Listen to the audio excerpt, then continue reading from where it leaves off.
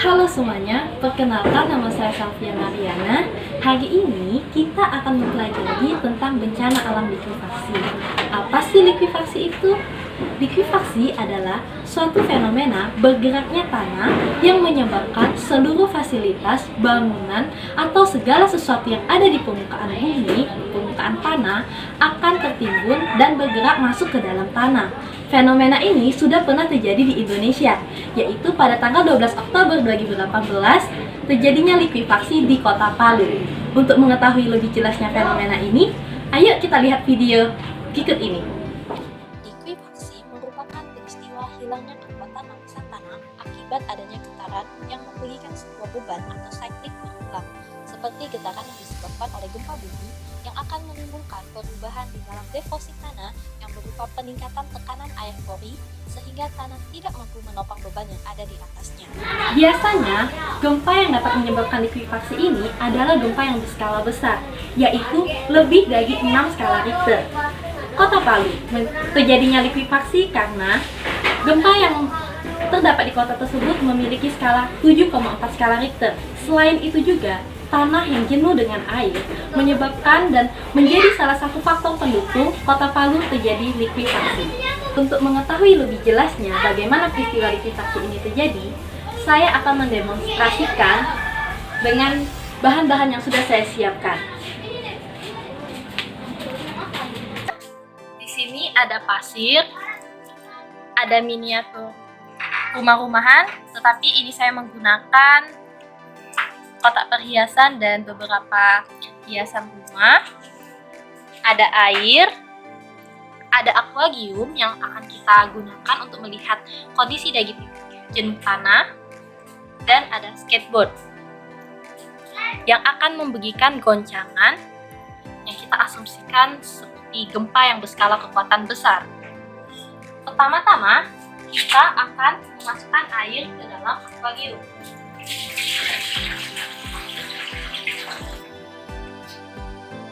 Yang kedua, kita akan memasukkan tanah pasir ke dalam aquarium ini.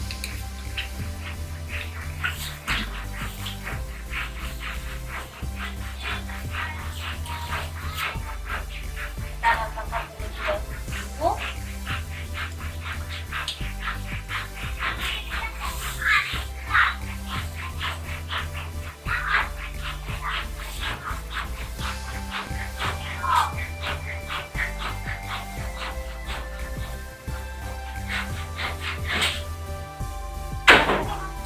Di sini dapat kita lihat bahwa di dalam tanah tersebut jenuh dengan air, dan di atas permukaannya kita lihat tampak solid dan kering.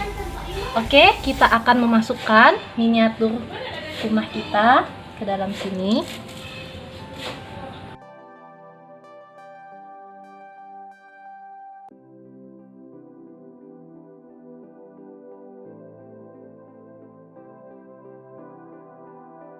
Pada suatu hari terjadilah sebuah gempa yang berkekuatan skala yang tinggi.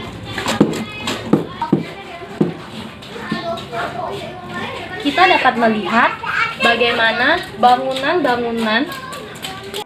Likuifaksi ini umumnya terjadi pada tanah bergradasi buruk seperti SP atau sandipur, atau yang disebut dengan tanah berpasir atau tanah lepas, yang cenderung menyimpan lebih banyak air, dan kondisi tanah yang longgar atau berongga memiliki kecenderungan untuk memampat ketika diberikan beban, sehingga pembebanan itu akan menyebabkan terjadinya perubahan sifat tanah dari padat menjadi cair. Pada saat terjadi getaran gempa bumi atau disebut dengan pembebanan siklik atau berulang, maka air memberikan suatu tekanan ke partikel-partikel tanah sehingga mempengaruhi kepadatan tanah. Tekanan air pori menjadi meningkat dan tanah tidak mempunyai daya dukung sehingga tidak mampu menahan beban yang ada di atasnya.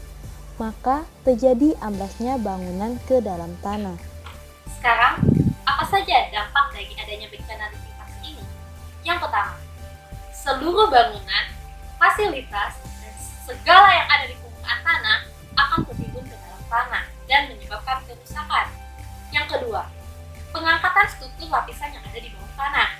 Yang ketiga, permukaan tanah menjadi menurun. Lalu, bagaimana cara kita mengantisipasi terjadinya bencana likuifaksi ini? Setiap jenis tanah memiliki komposisi partikel tanah, air, dan udara yang berbeda-beda. Pernah mendengar istilah tanah padat dan tanah lepas? Istilah tanah padat adalah istilah lain dari komposisi partikel tanah jauh lebih besar atau jauh lebih banyak daripada komposisi partikel air dan udara yang ada dalam tanah. Sedangkan istilah tanah lepas adalah istilah kata lain dari komposisi partikel tanah yang memiliki perbandingan setara dengan komposisi partikel air dan udara di dalam tanah. Nah, untuk itu, ketika kita ingin membangun sebuah bangunan atau fasilitas, kita harus memadatkan tanahnya terlebih dahulu atau menggiling tanahnya terlebih dahulu. Pemadatan atau penggilingan tanah ini dapat kita lakukan dengan menggunakan alat berat, yaitu bulldozer, tandem roller, wheel roller, yang akan mengeluarkan air dan udara di dalam partikel tanah tersebut dan menyisakan hanya partikel tanah saja. Yang kedua, jangan membangun rumah atau bangunan di tanah yang masih muda, tanah aluvial, dan tanah yang jenuh air seperti tanah di rawa-rawa. Yang ketiga, kekuatan fondasi dan struktur bangunan harus kuat untuk memikul beban bangunan yang akan kita bangun. Di Jepang, setiap bangunan harus menggunakan paku bumi sedalam 35 meter tembus ke dalam tanah. Dan keempat, peran pemerintah dalam mengantisipasi terjadinya likuifaksi ini dapat dilakukan dengan cara melakukan penelitian terhadap kondisi geologi atau geological evaluation di kotanya atau di wilayahnya untuk mengetahui titik-titik tanah yang jenuh air.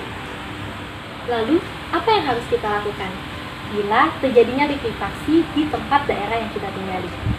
Berusahalah lagi dan mencari tempat di tanah yang padat atau yang tanah yang tidak jenuh dengan air yang sudah dipadatkan. Misalnya, jalan raya. Dalam sekian presentasi dari saya, semoga bermanfaat. Dan saya mohon maaf